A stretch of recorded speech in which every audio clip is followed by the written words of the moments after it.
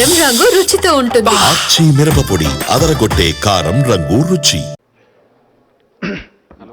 ధన్యవాదాలు అధ్యక్ష. ఎప్పుడు మా ఆరోగ్య శాఖ మంత్రి గారు ఏం బిల్లు తీసుకొచ్చినా ఏం యాక్ట్ తీసుకొచ్చినా మా పార్టీ వైపు నుంచి ఎప్పుడు వారికి సంపూర్ణంగా మద్దతు తెలుపుతూనే ఉన్నాం సార్. ఇవాళ కానీ బాధతో చెప్తా ఉన్నాను సార్, ఇవాళ పొద్దున్న నుండి ఆరోగ్యశ్రీ సేవలు బంద్ అయిపోయినాయి. మంత్రి గారికి తెలుసు ఆ విషయం. అధ్యక్ష, ఆ రోజు 5 లక్షలది 10 లక్షలు చేసినాం ఆరోగ్యశ్రీకి అని చెప్పి పెద్ద పెద్ద మాటలు మాట్లాడినాం సార్. మనం ఈ అసెంబ్లీలో కూడా మాట్లాడినాం అధ్యక్ష. కానీ అధ్యక్ష, 5 లక్షలది ₹1 కోటి చేసినామా, 5 లక్షలది 20 కోట్లు చేసినామా అనేది కాదు అధ్యక్ష. కనీస బిల్లు ఇవ్వట్లేదు.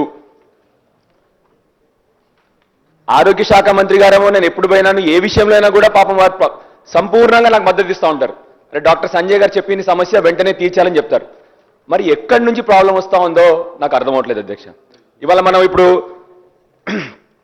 ఇవాళ private medical care establishments act గురించి మనం ఇవాళ డిస్కస్ చేస్తున్నాం, లా రిపీల్ చేస్తున్నాం.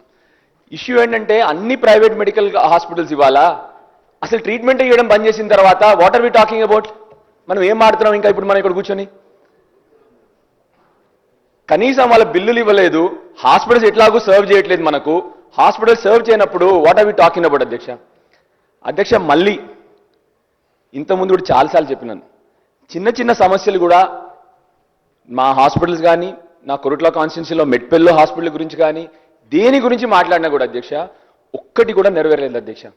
ఇదే సమస్య నేను డే 1 ఈ అసెంబ్లీలో కాలు పెట్టినప్పుడు చెప్పిన సమస్యలు ఇవాళ 22 నెలల తర్వాత కూడా సిమిలర్ సమస్యలు ఉన్నాయి అధ్యక్ష.